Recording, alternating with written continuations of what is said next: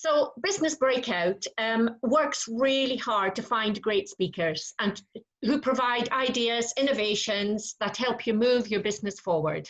So presentations can be based on research, knowledge, or experience. So today we are joined by a great speaker called Barnaby Wynter of the Brand Bucket Company.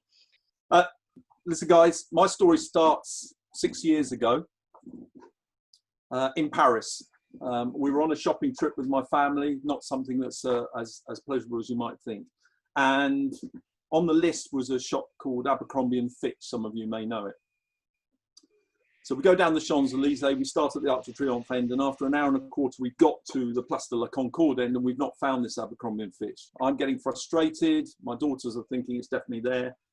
So we turn around and go back up, and eventually what we find is this sign in a fence.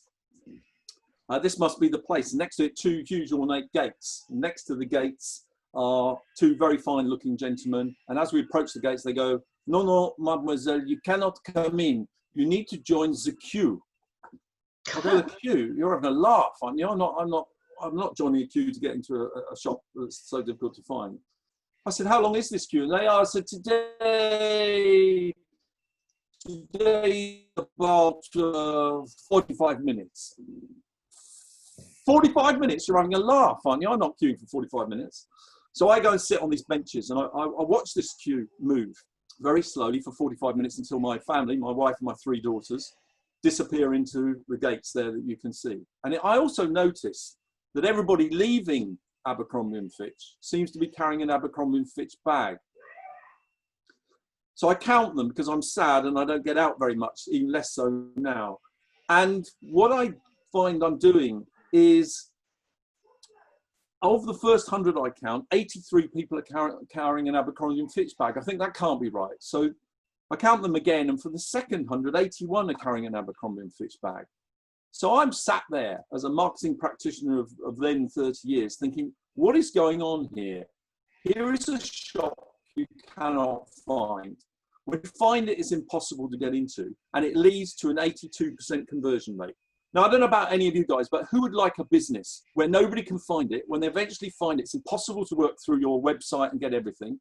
And then ultimately, you get an 82% conversion rate. Just wave at me in the screen if you'd like a business like that, because what I'm going to spend now is the next 6 minutes shooting through how you're going to do that. Now, this can take days, so let me go very quickly for you. Because what's important today is, of course, what's happening now is everybody's queuing to go into every shop. And that's what's happening right now. So this is really relevant to what's going on right now. And the first thing you really need to be clear on is that it's no longer about selling. Business is no longer about selling in any shape or form. It's all about how you help people to buy. And actually what you need to be doing is changing the way your business works so you help people to buy from you. Now, the inspiration for this is this book, a book that came out in 2011 called The Challenger Sale. It was all about feeding the market with insight. This was followed up then 6 years later with a book called The Challenger Customer. Now, what's in this particular book is one very particular fact. And that is that when people contact you for the very first time, they've made 57% of the decision to buy from you. It means they're more likely to buy from you than not buy from you when they contact you for the first time. So actually what that really means is it's not about outbound marketing anymore. It's all about reeling people inbound. It's like fly fishing now, because people are all actively looking for you. And what you've got to do is you've got to bring them into your business. Now, this is backed up by the fact that up to 88% of people take pre-purchase research online before they contact you. Now, this is backed by the E-Commerce Foundation. It's backed by Mary Meeker of Kleiner Perkins. But actually what's fascinating is whilst that was true over the last few years, it's all changed again. And what's happening right now is that most buying decisions are confused by the fact that the digital economy is so rich in great information that people cannot, for the love of them, decide what's good for them. So what actually they're finding now, and this is from Gartner, published in January of this year, that 89% of buyers are finding that the information they've encountered is of great quality. So what they are now advocating and what they've now discovered is it's the brands that make sense of a market that are making the difference. So what we have to do as business owners, as experts, is we have to now make sense for people of what they're doing and what they're buying. Now, on Friday, I was with one of my clients, these guys here, Room in the Garden. They create amazing bespoke garden rooms. They're based in Brighton. What's interesting is since the beginning of lockdown, you can see from this chart here that you can see that just in March there when lockdown started, the visitors to their website has gone through the roof. But the thing that's been driving that are two blogs. One which is about 20 great summer houses. That's what yielded 6,287 clicks to their website. And the other one is about how you connect your outdoor buildings to the internet. That's created 2,000. They're running a pay-per-click campaign where they're being guaranteed 500 clicks a month. And they're paying for that. These are free because what they've done is they've made sense of a market for people that are coming into. So what we need to do is we need to build a go-to brand. Now, when I talk about brand, I have to have a very specific definition of it. And we spent in 1999, when I was running my advertising agency, 3 months coming up with the following definition. Brand is every experience that affects the relationship between a product or service and its buyer. It can only exist in the mind of a buyer. Anything prior to that is just an opinion. Maybe a good opinion, but it's still an opinion. The key thing about brand today is it's a relationship that I value more than the money in my pocket. And therefore, if you portray the relationship, I'm going to give you my money. And that means every experience that you provide people has to be done that way. You have to make sure every experience in your business is about portraying a business, a relationship. So let's build those. So the first thing you need to do is to have a story that makes sense to people. We call this a value proposition. Too many businesses do not have a value proposition. If you haven't got one of those, your marketing is doomed to fail, your business is doomed to fail. And the way we create a value proposition is with the 4 Bs.